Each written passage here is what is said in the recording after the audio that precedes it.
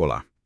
Essa análise é baseada no caderno de estudos elaborado pelo professor doutor Marcelo Lessa, que é o idealizador e mentor do projeto Alero Turbo. Olá a todos! Hoje, a gente vai mergulhar no caderno 10, e o tema é simplesmente central em qualquer concurso de alto nível: direitos e garantias fundamentais. Exato. Vamos abordar os artigos 5º ao 17 da Constituição, com foco nos direitos individuais, sociais, de nacionalidade e também nos políticos. Exatamente. E olha, para quem está nessa reta final para o concurso de analista legislativo, especificamente apoio à advocacia da Alero, esse tema é um peso pesado. Com certeza. A banca FGV, a gente sabe que ela não cobra só a letra da lei, né? Ela quer a compreensão profunda, as exceções, a jurisprudência. Sim, os detalhes. E o material do professor Lessa tem um objetivo muito claro aqui.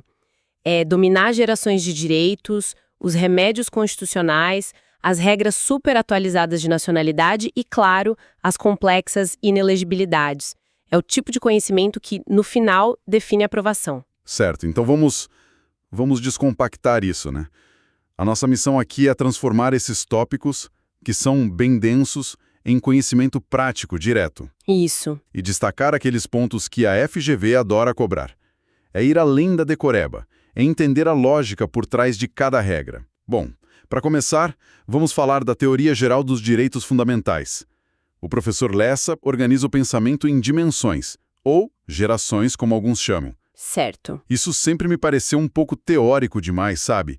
O que isso significa na prática, no dia a dia do direito? Essa é uma ótima pergunta. É uma forma de entender a evolução histórica e a filosofia por trás de cada grupo de direitos. Pensa assim, a primeira dimensão são os direitos de liberdade. Ok, liberdade. São os direitos civis e políticos clássicos. Liberdade de expressão, direito de ir e vir. Aqui, o que se exige do Estado é uma prestação negativa, é um não fazer. Um não se meta. Exato. O Estado não deve interferir, não deve censurar, não deve prender de forma arbitrária. É o Estado liberal clássico, garantindo uma esfera de autonomia para o indivíduo. Entendi. É como se fossem as muralhas do castelo do cidadão que o Estado não pode simplesmente pular. E a segunda dimensão? A segunda dimensão, ela inverte essa lógica. É a dimensão da igualdade. Aqui a gente fala de direitos sociais, econômicos, culturais, saúde, educação, trabalho, moradia. Certo. Eles exigem uma atuação positiva do Estado, um fazer. Porque não adianta nada ter liberdade se não existem as condições mínimas para exercê-la, né? É o estado de bem-estar social entrando em cena para prover serviços. E a terceira? E, por fim, a terceira dimensão, a da fraternidade, que olha para o coletivo. Direitos difusos, como o meio ambiente equilibrado, a proteção do consumidor, não pertencem a mim ou a você individualmente, mas a toda a coletividade. Interessante. E uma característica que o professor Lessa bate muito na tecla é a da relatividade. Sim. Nenhum direito é absoluto.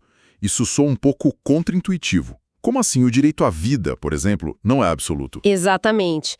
E essa é uma das ideias mais importantes e que mais cai em prova. Nenhum direito fundamental é ilimitado.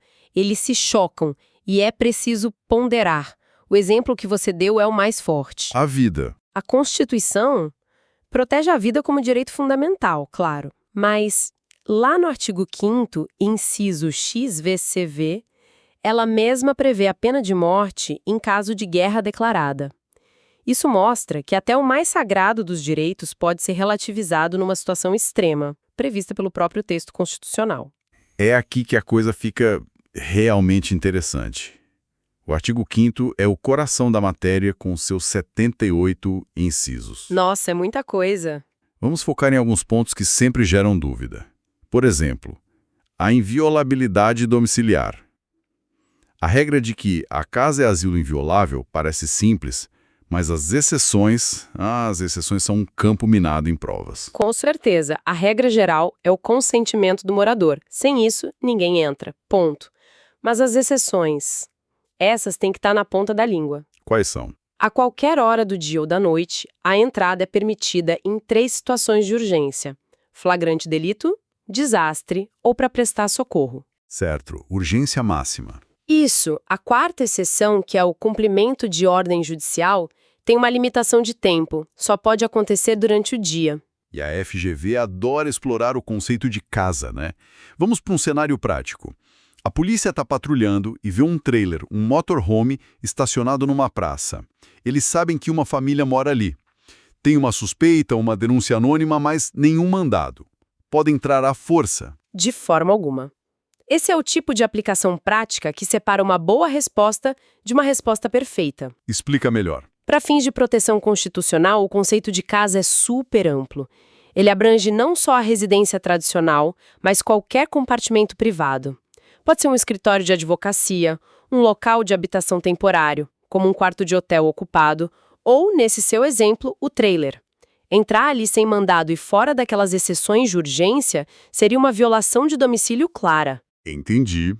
Outro ponto sensível: sigilo das comunicações. A distinção entre a quebra do sigilo telefônico e a do sigilo de dados é uma dúvida clássica que pode custar uma questão.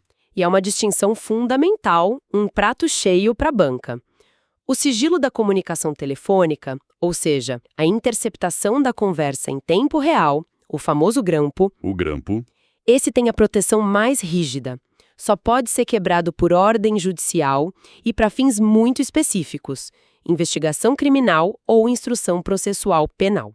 Veja bem, não cabe em processo civil nem administrativo. E a famosa pegadinha da CPI. Exatamente. Uma comissão parlamentar de inquérito, por mais poderes que tenha, ela não pode determinar a interceptação telefônica. Não pode. Não. Isso é prerrogativa exclusiva do Poder Judiciário. Então, a distinção crucial é o que está sendo acessado. Se for o conteúdo da conversa em tempo real, só um juiz em matéria penal. Mas se for o registro dessa comunicação, os dados, aí o cenário muda. Perfeito, você resumiu a questão.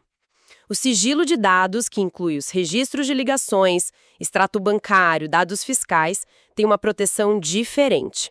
Ele também pode ser quebrado por ordem judicial, claro, mas aqui uma CPI também tem poder para determinar essa quebra diretamente, sem precisar pedir ao juiz. Ah, então aí a CPI pode. Aí pode.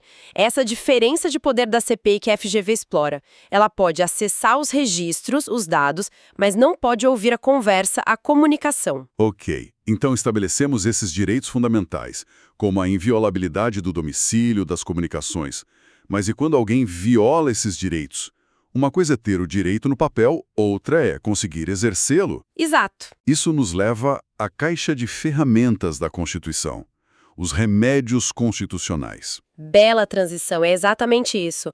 Os remédios são as ações judiciais específicas que a Constituição nos dá para proteger esses direitos.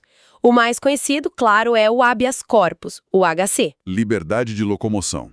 E isso protege a liberdade de locomoção, o direito de ir, vir e ficar. Sempre que alguém sofrer ou se sentir ameaçado de sofrer violência na sua liberdade, cabe HC. É uma ação gratuita e, muito importante, não exige advogado. Qualquer pessoa pode impetrar. E depois temos o primo dele, o habeas data. Isso, o HD.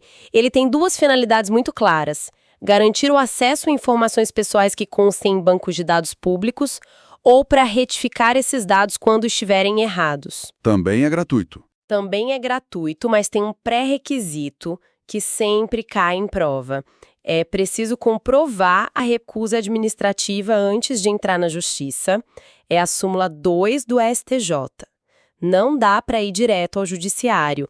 Tem que tentar administrativamente primeiro. Certo. E para todas as outras violações de direitos que não se encaixam nem em liberdade de locomoção, nem em acesso a dados pessoais. Aí entra o mandado de segurança. Exatamente.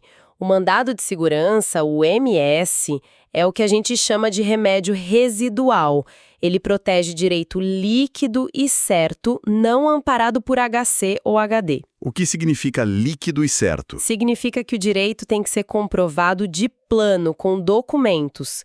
Não tem fase de produção de provas no MS, a prova tem que vir junto com a petição.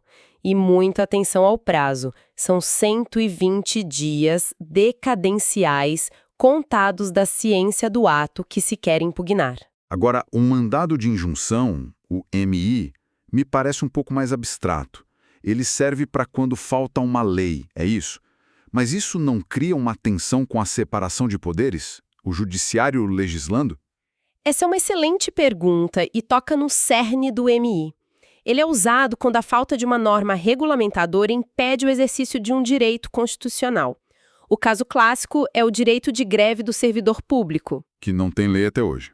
Exato. A Constituição de 88 previu o direito, mas disse que uma lei específica o regularia. A lei nunca veio. Por anos, os servidores não podiam exercer seu direito. Através de MIs, o STF, para resolver o problema, determinou que, enquanto o Congresso não legislar, aplica-se a lei de greve do setor privado aos servidores. Entendi. Não é o judiciário criando a lei do zero, mas sim viabilizando um direito que estava paralisado pela omissão do legislativo. É uma ferramenta poderosa contra a inércia dos outros poderes. Faz todo sentido. E para fechar os remédios, a ação popular. A ação popular é o instrumento de fiscalização do cidadão, qualquer cidadão. Ou seja, quem está com um título de eleitor em dia pode propô-la para anular um ato lesivo ao patrimônio público, à moralidade administrativa, ao meio ambiente. É o cidadão agindo diretamente na defesa do que é de todos. Agora, um ponto de atenção máxima, que o professor Lessa destaca com veemência no caderno, a mudança na perda de nacionalidade pela Emenda Constitucional 131 de 2023. Isso tem toda a cara de ser questão certa da FGV. Sem a menor dúvida. Houve uma mudança de paradigma completa. Antes da emenda, a regra geral era que o brasileiro que adquirisse voluntariamente outra nacionalidade, como regra, perdia a brasileira. Perdia. Sim. Havia exceções, claro, mas a regra era a perda. Uau! Então a mentalidade foi de você perde por padrão para você mantém por padrão. É uma inversão de 180 graus. Exatamente. Com esse 131 de 2023, a regra agora é a não perda. A Constituição passou a prestigiar a múltipla cidadania, reconhecendo a realidade de um mundo globalizado. Hoje, a perda da nacionalidade brasileira só ocorre em duas hipóteses bem restritas. E quais são? A primeira é se a própria pessoa, por vontade própria, fizer um pedido expresso de perda da nacionalidade. A segunda é por meio do cancelamento da naturalização via sentença judicial em caso de fraude ou atentado contra a ordem constitucional. A vontade da pessoa em manter o vínculo com o Brasil virou o fator principal. Para fechar os grandes temas, vamos falar de direitos políticos. Um ponto que sempre confunde é a inelegibilidade reflexa. Ah, sim. Como funciona essa regra para parentes de chefes do executivo? A inelegibilidade reflexa, prevista lá no artigo 14, parágrafo 7º, é uma regra anti-nepotismo, para evitar a perpetuação de clãs familiares no poder. A regra é: o cônjuge e os parentes até o 2º grau do presidente, de governadores e de prefeitos são inelegíveis no território de jurisdição do titular. Ou seja, o filho do prefeito não pode se candidatar a vereador na mesma cidade. Isso. Mas há uma exceção crucial, certo? E uma súmula que a FGV adora. Sim, a exceção é se o parente já for titular de um mandato eletivo e for candidato à reeleição para o mesmo cargo. E a pegadinha que o professor Lessa sempre alerta é a súmula vinculante 18 do STF. O que ela diz? Ela diz que a dissolução do casamento ou da união estável no curso do mandato não afasta a inelegibilidade. É uma medida para evitar fraudes, como um divórcio de fachada só para viabilizar uma candidatura. Brilhante! Cobrimos a base teórica e os pontos mais complexos.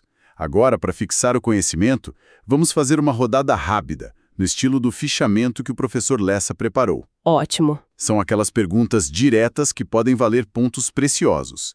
Vamos lá? Com certeza. Manda. Pessoa jurídica pode impetrar habeas corpus? Pode impetrar a favor de uma pessoa física, que é quem sofre a coação, mas nunca ser a paciente do HC, pois pessoa jurídica não tem liberdade de locomoção. Certo. Cabe mandado de segurança contra a lei em tese? Não. A súmula 266 do STF é clara. O MS ataca atos concretos que ferem um direito, não a lei de forma abstrata. Para isso existem outras ações. Militares podem fazer greve ou se sindicalizar. Não. A vedação constitucional é absoluta para ambos os direitos, sem exceção. E brasileiro nato pode ser extraditado? Jamais. A proibição é total. E o brasileiro naturalizado? Sim, o naturalizado pode, em duas hipóteses: por crime comum praticado antes da naturalização ou em caso de envolvimento com tráfico de drogas. E aí pode ser a qualquer tempo, antes ou depois da naturalização. Para dissolver compulsoriamente uma associação, o que é necessário?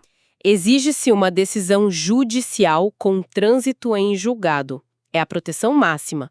Mas atenção, para apenas suspender as atividades, basta uma decisão judicial que não precisa ter transitado em julgado. Pode ser uma liminar, por exemplo.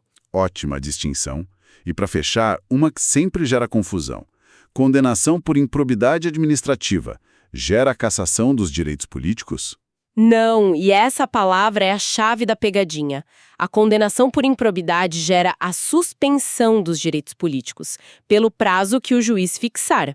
A Constituição brasileira veda a cassação de direitos políticos. As hipóteses são só de perda ou suspensão. Então, o que tudo isso significa, no fim das contas, significa que dominar esses detalhes, a nova regra de nacionalidade, a diferença entre suspender e dissolver, o poder da CPI, tudo isso é o que separa quem passa de quem fica pelo caminho. Exato.